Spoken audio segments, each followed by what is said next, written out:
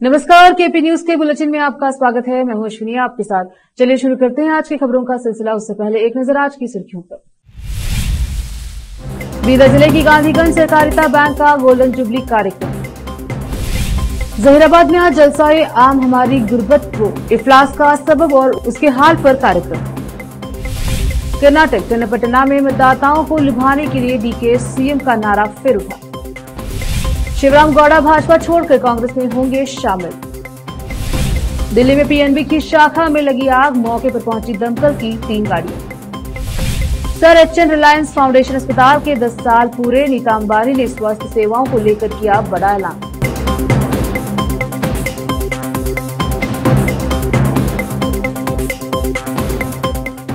समाचारों का सिलसिला शुरू करते हुए देखते हैं समाचार विस्तार से। बीदर जिले की गांधीगंज सहकारिता बैंक के 50 वर्ष पूरे होने पर गोल्डन जुबली कार्यक्रम का आयोजन किया गया। आज शहर के सिंदूर कल्याण मंडप में एक भव्य कार्यक्रम का आयोजन किया गया। इस कार्यक्रम में मुख्य अतिथि के रूप में राज्य के कानून मंत्री एचके पाटिल रहे। अतिथि के रूप में मंत्री ईश्वर खंड्रे, रहीम खान, विधायक डॉक्टर शैलेंद्र बेलदाड़े, डॉक्टर सिद्धू पाटिल, विधान परिषद सदस्य डॉक्टर चंद्रशेखर पाटिल, एमजी मूडे, नगर सभा अध्यक्ष मोहम्मद गौस, बीडीए बसवराज जापशेट्टी, पूर्व सांसद भगवंत हुबा, डीसीसी बैंक के अध्यक्ष अमर खंड्रे, उपाध्यक्ष अभिषेक पाटिल, शकुंतला बेलदाड़े सहित अन्य नेता आदि उपस्थित रहे। इस अवसर पर बैंक के अध्यक्ष विजय कुमार पाटिल ने सभी का स्वागत और सम्मान किया। कार्यक्रम में नेताओं ने संबोधन किया। कैमरामैन पपुराज का कवरेज। बड़ा खुशी ಆಗ್ತಾ ಇದೆ, ಬಹಳ ಸಂತೋಷ ಆಗ್ತಾ ಇದೆ। ಇವತ್ತು ಬೀದರ್ ಪಟ್ಟಣದಲ್ಲಿ ಪ್ರತಿಷ್ಠಿತವಾದಂತಹ ಈ ಒಂದು ಗಾಂಧಿಗಂಜ್ ಕೋಆಪರೇಟಿವ್ ಬ್ಯಾಂಕಿನ ಸುವರ್ಣ ಮಹೋತ್ಸವ ಕಾರ್ಯಕ್ರಮ ನಡೀತಾ ಇದೆ। ಇವತ್ತು ಗಾಂಧಿಗಂಜ್ ಕೋಆಪರೇಟಿವ್ ಬ್ಯಾಂಕಿಗೆ 50 ವರ್ಷ ಆಗಿದೆ। 50 ವರ್ಷಗಳವರೆಗೆ ಇವತ್ತೇನು ಮಡಿಕೇರಿ ಹಿಡ್ಕೊಂಡು ಅನೇಕ ಜನ ಈ ಒಂದು ಬ್ಯಾಂಕಿನ ಅಭಿವೃದ್ಧಿಗಾಗಿ, ಬೆಳವಣಿಗೆಗಾಗಿ ಬಹಳಷ್ಟು ಶ್ರಮ ಮಾಡಿದ್ದಾರೆ, ಅವರು ಬಹಳಷ್ಟು ಪರಿಶ್ರಮ ಮಾಡಿದ್ದಾರೆ। ಅವರೆಲ್ಲರಿಗೆ ಈ ವೇದಿಕೆ ಮುಖಾಂತರ ತಿಳಿದಂತ ನಾಗಶಿಲ್ಪ ಗುಣಗಳಿರ್ಬೋದು, ಇತರರಿರ್ಬೋದು, ಅವರೆಲ್ಲರಿಗೂ ನಾನು ಕೃತಜ್ಞತೆಗಳನ್ನು ಅರ್ಪಿಸ್ತಾ ಇದ್ದೇನೆ। ಈಗ ಆತ್ಮೀಯ ಮಿತ್ರರಾದಂತಹ ವಿಜು ಪಾಟೀಲ್ ಅವರ ಅಧ್ಯಕ್ಷತೆಯಲ್ಲಿ ಎಲ್ಲ ಆಡಳಿತ ಮಂಡಳಿಯವರು ಸೇರಿಕೊಂಡು ಮಾನ್ಯ ಎಚ್.ಕೆ. ಪಾಟೀಲ್ ಅವರು ಹೇಳಿದ ಹಾಗೆ ಈ ಬ್ಯಾಂಕಿನ ಎಲ್ಲಕ್ಕಿಂತ ಕಡಿಮೆ ಎನ್ಪಿಎ ಇದೆ, ವಸೂಲಾತಿ ಚೆನ್ನಾಗಿದೆ, ಉತ್ತಮವಾಗಿ 200 ಕೋಟಿ ರೂಪಾಯಿ ಠೇವಣಿ ಇಟ್ಟಿದ್ದಾರೆ। 200 ಕೋಟಿಗಿಂತಲೂ ಜಾಸ್ತಿ ಇವರು ಸಾಲವನ್ನು ಕೊಟ್ಟಿದ್ದಾರೆ। ಬೀದರ್ ಜಿಲ್ಲೆಯ ಅಭಿವೃದ್ಧಿಗೆ ಪೂರಕವಾದಂತಹ ಒಂದು ಕಾರ್ಯಕ್ರಮವನ್ನು ಹಮ್ಮಿಕೊಂಡಿದ್ದಾರೆ। ಅದಕ್ಕಾಗಿ ಅವರಿಗೆ ವೇದಿಕೆ ಮುಖಾಂತರ ನನ್ನ ಪರವಾಗಿ, ಸರ್ಕಾರದ ಪರವಾಗಿ ಹಾರ್ದಿಕ ಅಭಿನಂದನೆ ಮತ್ತು ಶುಭಾಶಯಗಳನ್ನು ಕೊಡ್ತಾ ಇದ್ದಾರೆ। ಆತ್ಮೀಯ ಬಂಧುಗಳೇ, ಈಗಾಗಲೇ ನಮ್ಮೆಲ್ಲರ ನಾಯಕರಾದಂತಹ ಮಾನ್ಯ ಎಚ್.ಕೆ. ಪಾಟೀಲ್ ಸಾಹೇಬರು ಮಾತನಾಡಿದ್ದಾರೆ। ಇವತ್ತು ಅವರು ಎಚ್.ಕೆ. ಪಾಟೀಲ್ ಅವರು ಸಹಕಾರ ಕ್ಷೇತ್ರದಲ್ಲಿ ರಾಜಕೀಯ ಇರಬಾರದು ಅನ್ನುವಂಥದ್ದನ್ನ ಎಲ್ಲರ ಹೇಳಿಕೆಗೆ ತಕ್ಕಂತೆ ಅವರ ಉದ್ಘಾಟನೆ ಭಾಷಣ ಮಾಡಿದ್ದಕ್ಕಾಗಿ ಮತ್ತು ಅವರ ಈ ಕ್ಷೇತ್ರದಲ್ಲಿ ಕಳಕಳಿ ಹೊಂದಿದಂಥ ಕಳಕಳಿಯ ಮಾತಿಗೆ ಅವರಿಗೆ ನಾನು ಅಭಿನಂದನೆಗಳ ಧನ್ಯವಾದಗಳನ್ನು ಸಲ್ಲಿಸುತ್ತೇನೆ। ಪ್ರತಿಯೊಬ್ಬರ ಜೀವನ ಬದಲಾವಣೆ ಮಾಡಬೇಕಾದರೆ ಜೀವನದಲ್ಲಿ ಆರ್ಥಿಕ ಸ್ಥಿತಿಗಳು ಮತ್ತು ಅವರಿಗೆ ಲಭ್ಯವಾಗುವಂಥ ಹಣಕಾಸಿನ ವ್ಯವಸ್ಥೆ ಬಹಳಷ್ಟು ಮಹತ್ವದ ಪಾತ್ರವನ್ನು ವಹಿಸುತ್ತದೆ। ಸಹಕಾರ ಕ್ಷೇತ್ರದಲ್ಲಿ ಎಲ್ಲರ ಸಹಭಾಗಿತ್ವದಿಂದ, ಎಲ್ಲರ ಸಹಕಾರದಿಂದ, ಎಲ್ಲರ ಆರ್ಥಿಕ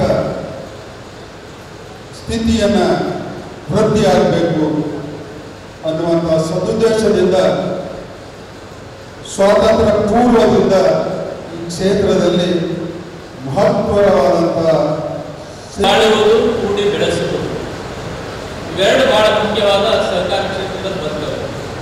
ಸಹಕಾರ ಅಂದರೆ ಎಲ್ಲರಿಗೂ ತಗೊಂಡು ಹೋಗೋದು, ಎಲ್ಲರಿಗೂ ಬೆಳೆಸುವುದು, ಇದು ಸಹಕಾರದ ಕ್ಷೇತ್ರದ ಒಂದು ಧ್ಯೇಯ ಉದ್ದೇಶ। ಇದರಿಂದ ಬಹಳ ಜನ, ನಾನು ಕೂಡ ಗಾಂಧಿಗಂಜ್ ಬ್ಯಾಂಕಿನ ಫಲಾನುಭವಿ, ನಮ್ಮ 2 ಪೆಟ್ರೋಲ್ ಬಂದಕ್ಕೆ ಇವರೊಂದು ಸಹಾಯ ಹಸ್ತ ಆಗಿದೆ ಬ್ಯಾಂಕ್ ಅನ್ನೋದಕ್ಕೆ ನಾವು ಇವತ್ತು ಬೆಳಿಗ್ಗೆ ನಾವು ಕೂಡ ಬಿಸ್ನೆಸ್ ಬೆಳೆ ಕಾರಣ ಗಾಂಧಿಗಂಜ್ ಕೂಡ ಹೇಳುವಂತೆ ಮೇಲಿಂದ ಅವರು ಲೋನ್ ಕೊಡ್ತಿಲ್ಲ ಅಂದ್ರೆ ನಮ್ಮ ವಹಿವಾಟ ಆಗ್ತಿರಲಿಲ್ಲ. ಬೇರೆ ಬ್ಯಾಂಕ್ ಕೊಡ್ತಿದ್ದಿಲ್ಲ ಅಂತಿಲ್ಲ. ನ್ಯಾಷನಲೈಸ್ ಬ್ಯಾಂಕ್ ಕೋಆಪರೇಟಿವ್ ಬ್ಯಾಂಕ್ ಸ್ವಲ್ಪ ಡಿಫರೆನ್ಸ್ ಬರ್ತದೆ. ನ್ಯಾಷನಲೈಸ್ ಬ್ಯಾಂಕ್ ಪೇಪರ್ಸ್ ಭಾಳ ಕೇಳ್ತಾರೆ, ಕೋಆಪರೇಟಿವ್ ಬ್ಯಾಂಕ್ ಫ್ರೆಂಡ್ಲಿ ಹೋಗ್ತದೆ. ಎರಡು ಕಟ್ಟೋದು ಇಲ್ಲ ಅಂತಿಲ್ಲ. ಕೋಆಪರೇಟಿವ್ ಬ್ಯಾಂಕ್ ಸಂಬಂಧಗಳಿಗೆ ಬೆಲೆ ಇರ್ತದೆ, ಆತ್ಮೀಯತೆ ಇರ್ತದೆ. ಅದು ಗಾಂಧಿಗಂಜ್ ಬ್ಯಾಂಕಿನಲ್ಲಿದೆ ಅಂತ ನಾನು ಹೇಳಕ್ಕೆ. ಅದಕ್ಕೆ ಯೂತ್ ಬ್ಯಾಂಕಿನ ಫಲಾನುಭವಿ ಕೂಡ ಅಗ್ರ ಸಾವಿರಾರು ಜನ ಗಾಂಧಿಗಂಜ್ ರೈತರು, ಬೀದರ್ ಜಿಲ್ಲೆ ರೈತರು, ಅವರು ಮತ್ತು ವ್ಯಾಪಾರಸ್ಥರು ಈ ಗಾಂಧಿಗಂಜ್ ಬ್ಯಾಂಕಿನ ಅವಲಂಬನೆ ಆಗಿದ್ದಾರೆ. ಯಾವ ಬ್ಯಾಂಕು 2000ರಿಂದ 200ರಿಂದ 9,000 ಜನ ಸಂಖ್ಯೆ ಹೊಂದಿದೆ. 2 ಲಕ್ಷ ಶೇರ್ಲಿಂದ 150 ಕೋಟಿ ವರ್ಷಗಳ ಸೇವೆಯನ್ನು ಮಾಡುವುದರ ಮೂಲಕ ತಮ್ಮದೇ ಆಗಿರ್ತಕ್ಕಂಥ ಸಾರ್ಥಕತೆಯ ಹಿನ್ನೆಲೆಯೊಳಗೆ ಅಭಿಮಾನದಿಂದ ಈ ಸಹಕಾರಿ ಬ್ಯಾಂಕಿನ ಸುವರ್ಣ ಮಹೋತ್ಸವವನ್ನು ಆಚರಣೆ ಮಾಡ್ತಾರೆ. ಯಾವುದೇ ಸಹಕಾರಿಗೆ ಸುವರ್ಣ ಮಹೋತ್ಸವದಲ್ಲಿ ಪಾಲ್ಗೊಳ್ಳೋದು, ಶತಮಾನೋತ್ಸವದಲ್ಲಿ ಪಾಲ್ಗೊಳ್ಳೋದು, ಯಾವುದೇ ಸಹಕಾರಿ ಬ್ಯಾಂಕ್ಗಳ ಸಂಸ್ಥೆಗಳ ಕಟ್ಟಡವನ್ನು ಉದ್ಘಾಟನೆ ಮಾಡುವಂಥ ಕಾರ್ಯಕ್ರಮದಲ್ಲಿ ಪಾಲ್ಗೊಳ್ಳುವುದು ಅಂದರೆ ಅದು ಒಂದು ರೀತಿಯ ಅಭಿಮಾನ. ಅಂದರೆ ಸಹಕಾರಿ ಸಂಸ್ಥೆ ಕ್ರಿಯಾಶೀಲವಾಗಿ ಪ್ರಾಮಾಣಿಕವಾಗಿ ಜನಸೇವೆಯಲ್ಲಿ ತೊಡಗಿಕೊಂಡಿದೆ, ಬೆಳೆದಿದೆ, ಸೇವೆ ಮಾಡಿದೆ. ಅಂಥ ಸಂದರ್ಭದಲ್ಲಿ ಇವೆಲ್ಲ ಸುವರ್ಣ ಮಹೋತ್ಸವ, ಶತಮಾನೋತ್ಸವ, ಸಂಸ್ಥೆಯ ಇತಿಹಾಸದೊಳಗೆ 50 ವರ್ಷ, 25 ವರ್ಷ, 100 ವರ್ಷ ಭಾಳ ದೊಡ್ಡವಲ್ಲ ನಿಜ. ಆದರೆ ಈ ಅವಕಾಶಗಳನ್ನು ಉಪಯೋಗ ಮಾಡಿಕೊಂಡು ಸಂಸ್ಥೆ ಕಟ್ಟಿದವರು, ಬೆಳೆಸಿದವರು. तेलंगाना के जैराबाद शहर की मस्जिद रुखैया में आज जलसा-ए आम हमारी गुर्बत को इफ्लास का सबब और उसके हाल पर कार्यक्रम का आयोजन किया गया। कार्यक्रम में मुख्य अतिथि के रूप में डॉक्टर अलीमुद्दीन फल्की रहे। अतिथियों का स्वागत उमर फारूक ने किया। जमात इस्लामी हिंद स्थानीय अमीर निजामुद्दीन गौरी ने सभी का स्वागत किया। जैराबाद से नेमतुल्लाह की रिपोर्ट। अभी हैदराबाद का एक इंतहाई मलहून किस्म का एमएलए है। कहीं जयपुर वगैरह में कोई शादियां हुए, वो गरीबों के लिए ऑर्गेनाइज करते हैं। उन शादियों में एक शादी ऐसी है जो मुसलमान मर्द है और हिंदू औरत है, और मुसलमान औरतें और हिंदू मर्द भी बहुत हैं, उस पर आप लक्ष्य नहीं, लेकिन एक मुसलमान मर्द किसी हिंदू औरत से शादी कर रहा है तो उसके ऊपर उसने एहतजाज किया और उनकी खौफ के अंदर खतरनाक मैसेज दिया। क्या आपके गुर्बत की इंतहा नहीं है कि आप मंदी के 25-25 हजार के बिल पे कर सकते हैं, शादी बेटियों की शादी में 15 लाख खर्च कर सकते हैं, लेकिन आपकी इतनी जिल्लत हो रही है आप कुछ नहीं कर सकते। बल्कि जो आप ही के जहीराबाद में जो जुलूस निकाल के आपको, आपकी मस्जिदों को, आपके क्या कहना चाहिए, आपकी आइडेंटिटी के लिए खतरे बन चुके हैं, गुंडागर्दी कर चुके हैं, उन्हीं को आप फूल पहनाते हैं। रोकते हैं समाचारों का सिलसिला, लेते हैं छोटा सा ब्रेक। हिंदुस्तान के हर कोने में हम हैं मौजूद। 24 घंटे हालात पर गहरी नजर, खबरों से जुड़े चुपते सवालात, और आपको दिखाता है धार्मिक, सामाजिक, राजनीतिक, लोकल और इंटरनेशनल न्यूज की सबसे बेहतर कवरेज, जो आपको रखती है हर पल बाखबर। देश और दुनिया भर की खबर के लिए देखते रहें KP news 24/7। Noor education trust Bidar की ओर से चलाए जाने वाला Noor MEd and BEd college Bidar, recognised by NCTE Delhi and affiliated to Bidar University, Bidar. Admission are open for the academic year 2024-25. विशेषज्ञ और सक्षम शिक्षकों द्वारा शिक्षा प्राप्त करने के लिए नूर एमएड एंड बीएड कॉलेज में दाखिला लें और शांत वातावरण में शिक्षा प्राप्त करें। बीदर शहर में बेहतर शिक्षा का एकमात्र केंद्र Noor MEd and BEd college, Shahpur gate, Bidar. Phone numbers 9945283920, 8482221297। Break के बाद स्वागत है आपका। देखते हैं देश के समाचार। उप मुख्यमंत्री और केपीसीसी अध्यक्ष डीके शिव कुमार के छोटे भाई डीके सुरेश ने चन्नपटना उपचुनाव लड़ने से परहेज क्यों किया, इस बात की पुष्टि करते हुए कांग्रेस के वोकलिंगा नेताओं ने शिव कुमार को अगले मुख्यमंत्री के रूप में पेश करना शुरू कर दिया। इसे चन्नपटना में कांग्रेस उम्मीदवार सीपी योगेश्वर के लिए अधिकांश वोकलिंगा वोट हासिल करने की रणनीति के रूप में देखा जा रहा है, जिससे यह संदेश दिया जा सके कि शिव कुमार ही इस समुदाय के एकमात्र नेता हैं जो शीर्ष पद हासिल करने में सक्षम हैं। पूर्व विधायक एमसी अश्वथ ने शनिवार को चन्नपटना के तट्टमारनहल्ली गांव में आयोजित समन्वय समिति की बैठक में कहा, हमें अपने जिले के बेटे को मुख्यमंत्री बनाना चाहिए और अगर योगेश्वर चन्नपटना उपचुनाव जीतते हैं तो हम इसी कार्यकाल में शिव कुमार को सीएम बना सकते हैं। इससे पहले शिव कुमार ने चन्नपटना के मतदाताओं से अपील की थी कि वे उन्हें उम्मीदवार माने और पार्टी द्वारा चुनाव लड़ने के लिए चुने गए किसी भी व्यक्ति को वोट दें। सुरेश ने भी मतदाताओं का दिल जीतने के लिए यही रास्ता जैसा कि शिव कुमार ने पहले कहा था, चुनाव उनके नाम पर हो रहा है, चाहे कोई भी चुनाव लड़ रहा हो। चन्नपटना उपचुनाव से ठीक पहले भाजपा जेडीएस विपक्षी गठबंधन को झटका लगा जब पूर्व विधायक एलआर शिवराम गौड़ा ने भाजपा से इस्तीफा देने की घोषणा की। चन्नपटना कांग्रेस उपचुनाव के उम्मीदवार सीपी योगेश्वर की तरह जो भाजपा से ग्रैंड ओल्ड पार्टी में शामिल हुए, गौड़ा ने भी घोषणा की कि वह भी कांग्रेस में शामिल हो रहे हैं। गौड़ा ने कहा कि वह मंड्या जिले में पार्टी को मजबूत करने के लिए भाजपा में शामिल हुए हैं और उन्होंने पार्टी के प्रदेश अध्यक्ष बीवाई विजेंद्र से मांड्या लोकसभा सीट जेडीएस के लिए न छोड़ने की अपील की है, जिसे अंततः अब केंद्रीय मंत्री एच डी कुमारस्वामी ने जीत लिया है। उन्होंने कहा है कि जेडीएस के साथ गठबंधन ने भाजपा को कड़ी टक्कर दी है और जेडीएस नेता भगवा पार्टी के खिलाफ है। गौड़ा ने खुलासा किया है कि योगेश्वर ने बेंगलुरु ग्रामीण में भाजपा के लोकसभा उम्मीदवार डॉक्टर सीएन मंजुनाथ के पक्ष में काम किया, लेकिन दुर्भाग्य से पार्टी ने एचडी देवेगौड़ा परिवार के लिए सीट सुनिश्चित करने के लिए चन्नपटना में योगेश्वर को खत्म करने की कोशिश की।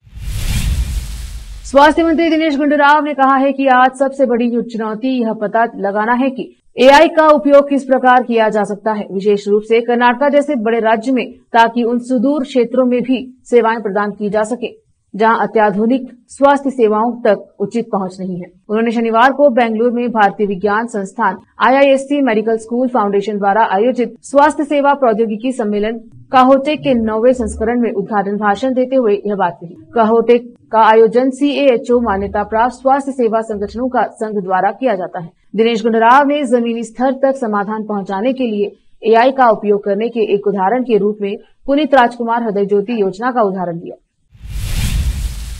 रोकते हैं समाचारों का सिलसिला, लेते हैं छोटा सा break. Noor education trust Bidar की ओर से चलाए जाने वाला Noor MEd and BEd college Bidar, recognized by NCTE Delhi and affiliated to Bidar University, Bidar. Admission are open for the academic year 2024-25. विशेषज्ञ और सक्षम शिक्षकों द्वारा शिक्षा प्राप्त करने के लिए नूर एमएड एंड बीएड कॉलेज में दाखिला लें और शांत वातावरण में शिक्षा प्राप्त करें। बीदर शहर में बेहतर शिक्षा का एकमात्र केंद्र Noor MEd and BEd college, Shahpur gate, Bidar. Phone numbers 9945283920, 8482221297। Break के बाद स्वागत है आपका। देखते हैं देश के अन्य समाचार। राजधानी दिल्ली में एक बार फिर आग लगने का मामला सामने आया है। यहां पंजाब नेशनल बैंक की गांधीनगर इलाके में स्थित शाखा में शनिवार शाम को आग लग गई। अधिकारियों ने जानकारी देते हुए बताया कि इस घटना में कोई हताहत नहीं हुआ है, लेकिन बैंक का एक हिस्सा पूरी तरह से जल गया।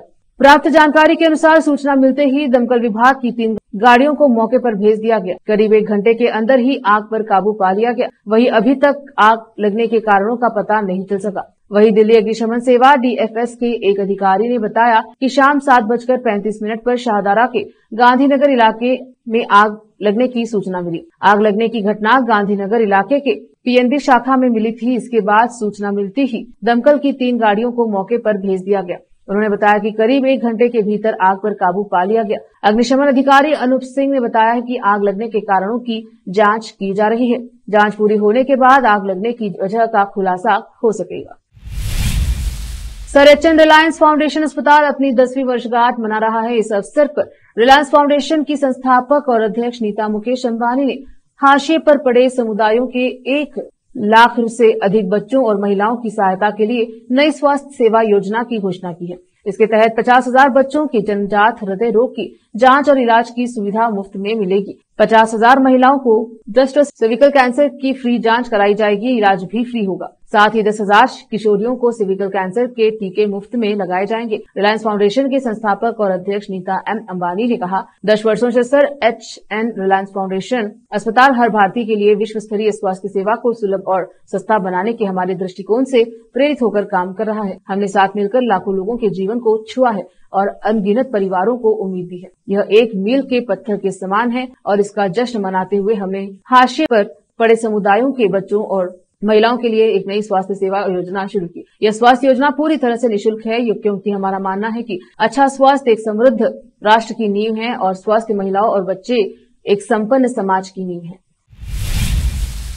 राष्ट्रीय जनता दल के पूर्व सांसद शहाबुद्दीन के बेटे ओसामा शहाब रविवार को लालू और तेजस्वी यादव की मौजूदगी में आरजेडी में शामिल हुए। ओसामा शहाब के साथ उनकी मां हिना शहाब भी आरजेडी में शामिल हुई। तेजस्वी यादव ने ओसामा और उसकी मां के आरजेडी में शामिल होने के बाद मीडिया से कहा कि आरजेडी के राष्ट्रीय अध्यक्ष लालू जी ने स्वर्गीय शहाबुद्दीन जी की धर्मपत्नी हिना शहाब और उनके पुत्र भाई ओसामा को अपने नेतृत्व में दोनों लोगों को सदस्यता दिलाई है। हजारों की संख्या में उनके समर्थकों को भी पार्टी की सदस्यता ली है। तेजस्वी ने कहा, ओसामा और उनकी मां के पार्टी ज्वाइन करने से सिवान के साथ साथ पूरे बिहार में पार्टी को मजबूती मिलेगी। जिस तरह से फिरकाप्रस्त शक्तियों को नीतीश जी के राज में बीजेपी को फलने फूलने दिया गया, जहां नफरत की बात की जा रही है, उस दौर में जरूरी है कि हम सब एकजुट होकर सांप्रदायिक शक्तियों का सामना करें। तेजस्वी ने कहा है कि फिरकाप्रस्त शक्तियों का मंसूबा है कि नहीं है भाई से भाई को लड़ाओ, नफरत फैलाओ। तेजस्वी ने कहा कि बांटने का जो लोग काम कर रहे हैं, इसके खिलाफ हम लोग मजबूती से एकजुट हैं। मध्य प्रदेश के शाहजहांपुर में 3 मुस्लिम भाई जबरन मंदिर के अंदर घुस गए और वहां नमाज पढ़ी। घटना के बाद पुलिस को सूचना दी गई तो पुलिस ने तीनों को गिरफ्तार कर लिया। मामला दर्ज कर लिया गया है। हालांकि आरोपियों को मुचलके पर तुरंत ही जमानत भी मिल गई है। घटना शाहजहांपुर जिले के सलसला थाना क्षेत्र की है, यहाँ अंतर्गत किलोदा गांव में राम मंदिर में 3 मुस्लिम भाइयों ने नमाज पढ़ी। मंदिर के पुजारी ने बताया कि तीनों आरोपियों ने मंदिर के बाहर रखे मटके के पानी से हाथ पैर धोए और रोकने पर भी जबरन मंदिर के अंदर घुस गए। मंदिर के अंदर तीनों ने नमाज पढ़ी। इसके बाद पुजारी ने सलसलाई थाने में पहुंचकर शिकायत दर्ज करवाई। शिकायत में पुजारी ने कहा कि वे तीनों भाई जबरदस्ती मंदिर में घुस आए और नमाज पढ़ने लगे। मंदिर के पुजारी ने उन्हें रोका, लेकिन वे नहीं माने। लोगों की तीखी प्रतिक्रिया के बाद सलसलाई थाना पुलिस ने पुजारी की शिकायत पर तीनों भाइयों के खिलाफ एफआईआर दर्ज कर ली है। वहीं तीनों भाइयों को गिरफ्तार कर पुलिस थाने लाया गया, जहां पर मुचलके पर तीनों भाइयों को रिहा कर दिया गया है। फिलहाल इस मामले में पुलिस और पुजारी से बात करने की कोशिश की जा रही है, लेकिन उन्होंने कुछ भी बोलने से साफ इनकार कर दिया है। औद्योगिक नगरी सूरत में लाखों प्रवासी मजदूर अपनी आजीविका के लिए काम करते हैं और अपने घर से दूर इस शहर में जिंदगी व्यतीत करते हैं। ये मजदूर दिवाली और छठ पूजा के त्योहार पर अपने गृह राज्य लौटने ही हैं। मजदूर हो या छात्र या कोई और जो भी घर से दूर रहते हैं, वो दिवाली और छठ के लिए घर लौटते हैं। इस कारण रेलवे स्टेशन पर हर साल की तरह इस साल भी भारी भीड़ देखने को मिल रही है। पिछले वर्ष हुई एक दुर्भाग्यपूर्ण घटना के बाद इस बार प्रशासन ने यात्रियों की सुरक्षा और सुविधा के लिए पुख्ता इंतजाम किए हैं। अपने गृह राज्य पहुंचने के लिए सूरत के उधना स्टेशन पर आजकल रात भर चहल पहल नजर आती है। रात से ही यात्रियों की लंबी लंबी कतारें लगनी शुरू हो जाती हैं। उत्तर प्रदेश, बिहार और अन्य राज्यों से रोजी रोटी के लिए आए लोग अपने गृह राज्य पहुंचने के लिए बेताब हैं। सभी को दिवाली और छठ पूजा का त्योहार अपने गांव और परिवार के साथ मनाना है। उत्तर भारत की ओर जाने वाली सभी ट्रेनें 4 महीने पहले ही फुल हो चुकी हैं। पश्चिम रेलवे ने यात्रियों को भीड़ को देखते हुए 100 से अधिक स्पेशल ट्रेनें चलाई हैं, लेकिन वो सभी ट्रेनें हाउसफुल हो चुकी हैं। एक बार फिर से रोकते हैं समाचारों का सिलसिला, लेते हैं छोटा सा break. Noor education trust Bidar की ओर से चलाए जाने वाला Noor MEd and BEd college Bidar, recognised by NCTE Delhi and affiliated to Bidar university Bidar. Admission are open for the academic year 2024-25. विशेषज्ञ और सक्षम शिक्षकों द्वारा शिक्षा प्राप्त करने के लिए नूर एमएड एंड बीएड कॉलेज में दाखिला लें और शांत वातावरण में शिक्षा प्राप्त करें। बीदर शहर में बेहतर शिक्षा का एकमात्र केंद्र Noor MEd and BEd college, Shahpur gate, Bidar. Phone numbers 9945283920, 8482221297।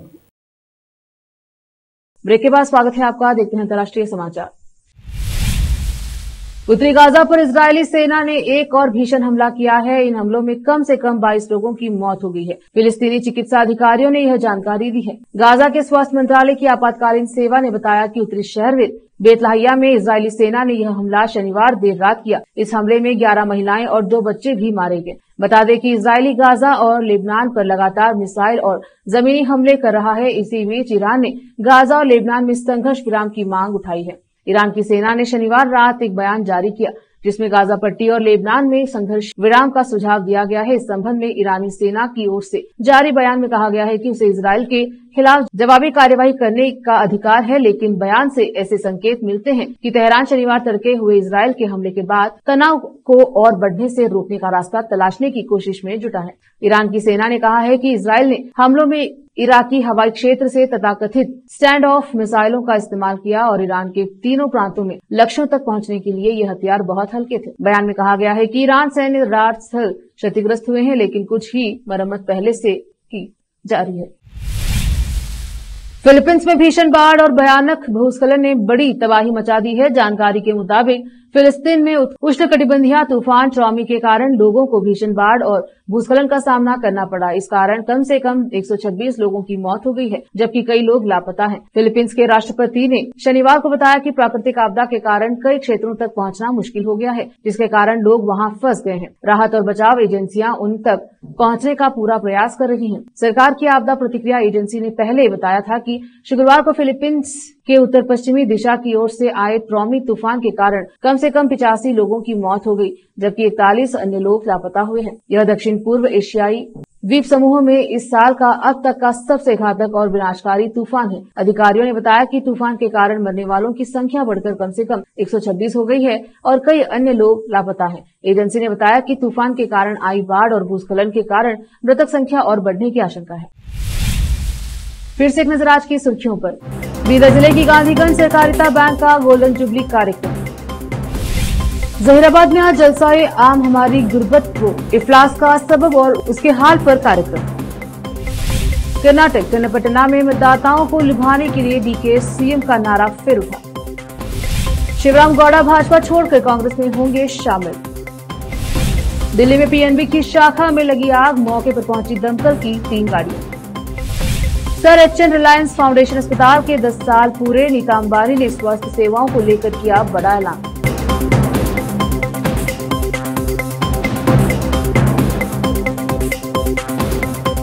KP news के बुलेटिन में अब तक के लिए इतना ही। देखते रहिए केपी न्यूज 24/7। धन्यवाद।